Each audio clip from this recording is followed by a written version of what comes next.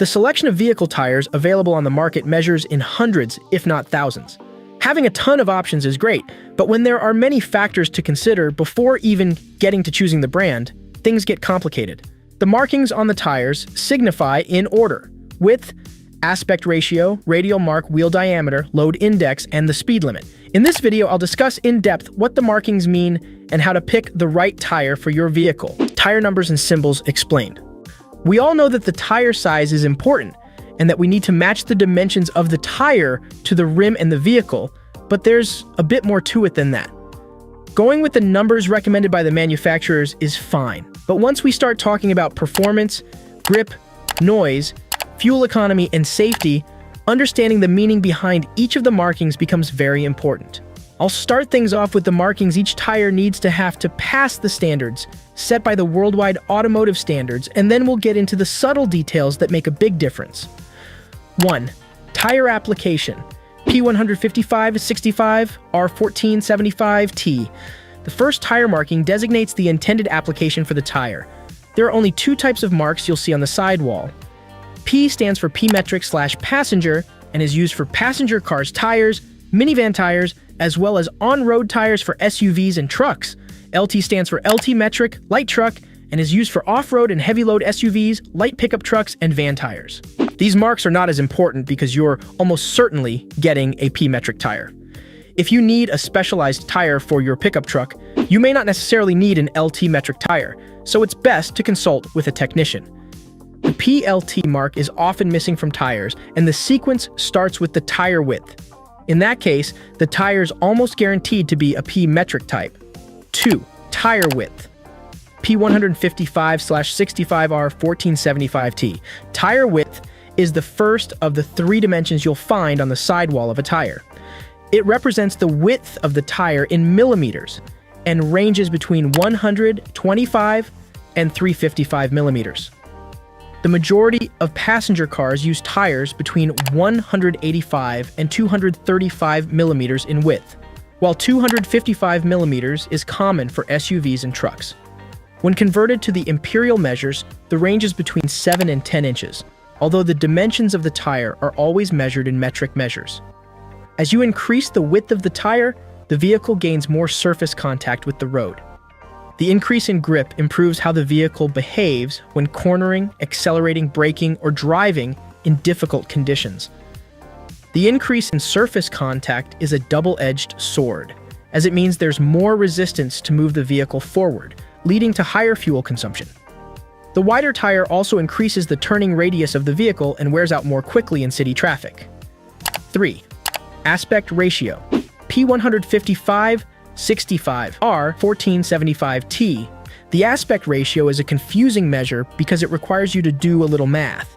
You see, the two-digit number represents the width to height ratio. For example, a 200 millimeters tire width and 50 aspect ratio equates to a 100 millimeters tire wall height. You'll sometimes see this measure called just height, but that's not true. The height of the tire is directly affected by its width, and this way of measuring has been used for a long time and has stuck to this day. If you pay attention to the tire markings of various cars you come across, you'll quickly get a sense of how tall a tire is. Generally, an aspect ratio over 50 will give the tire a high profile, while low-profile tires go up to about 40 aspect ratio. The aspect ratio has a significant effect on both the performance and the appearance of the vehicle. In terms of looks, the bigger the ratio, the meatier the tire will be, which is great for SUVs and trucks, but not exciting on cars where low profile is more desirable. When it comes to performance, a tire with a shorter sidewall will handle a lot better, as there's less of a tire to bend and buckle under the forces applied to it when cornering. A high sidewall provides a lot more absorption and results in a more comfortable ride. The significant improvements in suspension design, especially with computer-controlled real-time adjustments, make the high-profile tires unnecessary. However, they are still a fitting choice for older or less technologically advanced vehicles. 4. Radial P155/65 R1475T. The R marking on the tire stands for radial construction design. The chord plies of the tire are arranged at 90 degrees to the direction of travel. radially in reference to the center of the tire. This type of tire provides a superior ride to its predecessors. The term radial had a significant marketing value and was printed into the sidewall in big letters, but was eventually abbreviated to R. Even though practically all modern tires have radial construction, the marking has remained. P155/65 R1475T. I've said that the tire size is measured in metric units, but next to millimeters and percentages, you'll find inches printed on the sidewall of a tire. The rim size is globally measured in inches, and the 2-digit number after radial designates the appropriate size of the rim for the given tire dimension. If you plan on tire stretching, it's important to consider the fit between the tire and the rim. A wider rim will cause the tire to stretch to the sides to reach the edge of the rim and create the signature stance look. 6. Load index, P155/65 R1475T. The load index gives us the load capacity of a single tire. For passenger vehicles, you don't have to think too much about it, as the load limit proportionally increases with the size of the tire, and you'll almost never be in a situation where the tire dimension fits, but the load capacity is not good enough. However, the load index is very important if you're driving an SUV or a pickup truck and plan on towing or hauling cargo. The tire may be rated appropriately for the weight of the vehicle, but you need to account for the weight of the cargo in the truck's bed and the weight the trailer is putting on the hitch. Be careful with the cheapest tire options as they may not have the appropriate load rating. The load index ratings range from 70 to 125 and progress in increments of 1. To calculate the correct load index for your vehicle, take its curb weight, add the weight of all passengers it could transport, plus a couple of hundred pounds for cargo and buffer. Divide by 4 and you get the per tire load limit. 7. Speed rating, P155/65 R1475T. The letter at the end of the sidewall marking sequence indicates the maximum speed limit for the tire. Tires heat up as you increase speed, and going beyond the rated speed limit for an extended period of time can lead to a blowout. The speed rating shouldn't concern you all that much, as even the worst rated tires can run at 75 miles per hour, and the third worst can run at the highest speed limit in the US, 85 miles per hour. Additional tire markings. The sequence of letters and numbers that form the primary sidewall markings, example, P155/65 R1475T, are the most important factors to consider when purchasing a new tire. However, you can find a lot more useful information about the tires on the sidewall and manufacturer's specification sheet, so let's go through those as well. 8. DOT standard.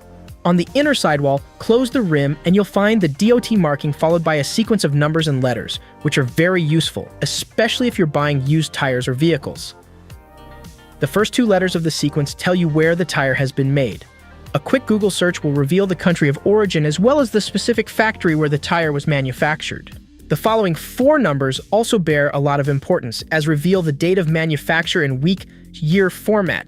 To make this more clear, a 1422 tire has been produced in the 14th week of 2022, so in the first half of April. When you're buying a used car, inspecting the tires is an easy but important step, as it reveals whether they need to be replaced immediately.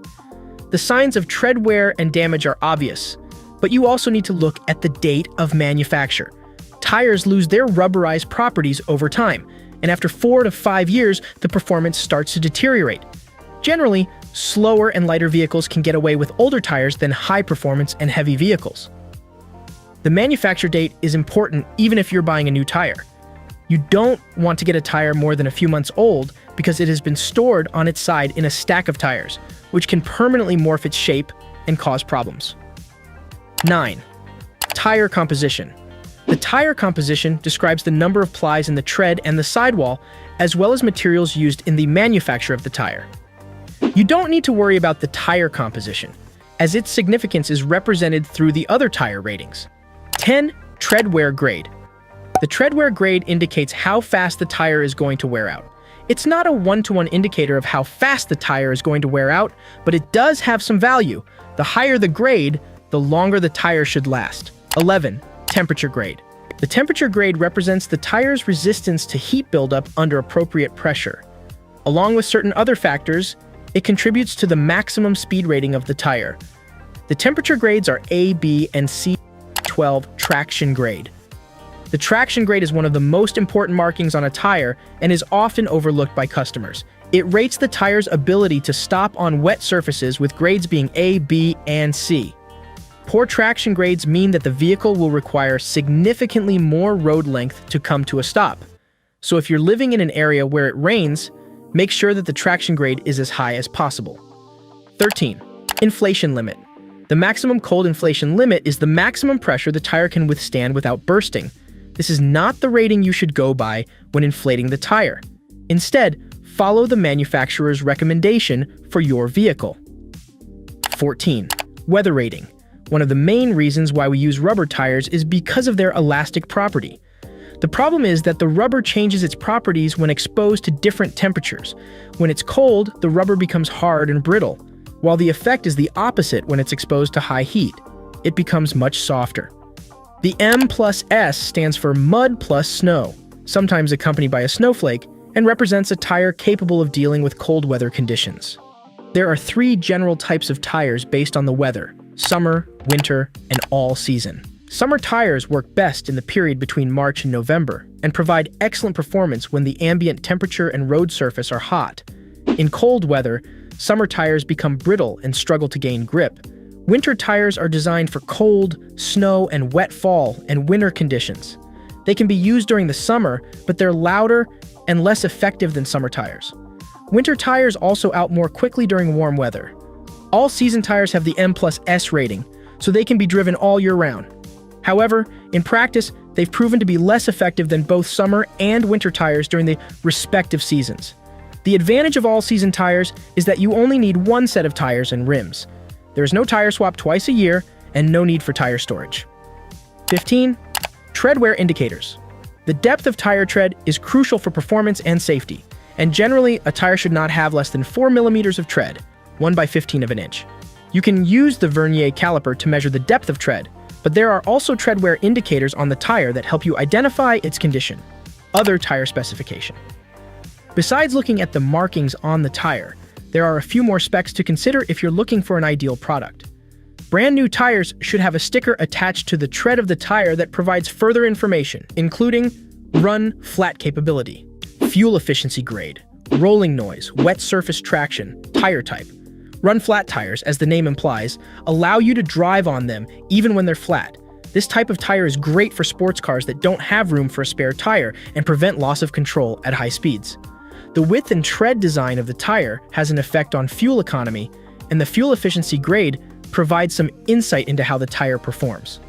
The rolling noise may seem like a trivial factor, but it makes a lot of difference, especially if you drive an economy car.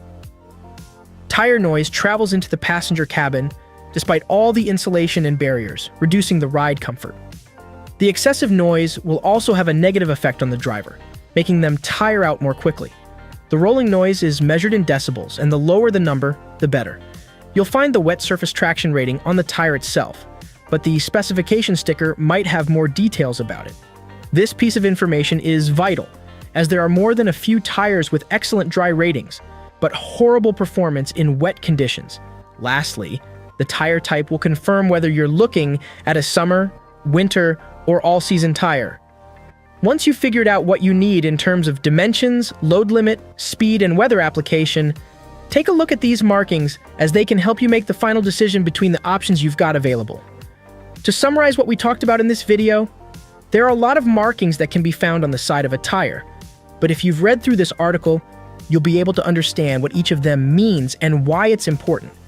If you want the bare minimum, then pay attention to the width, aspect ratio, rim size, and weather rating, as those are the most important factors.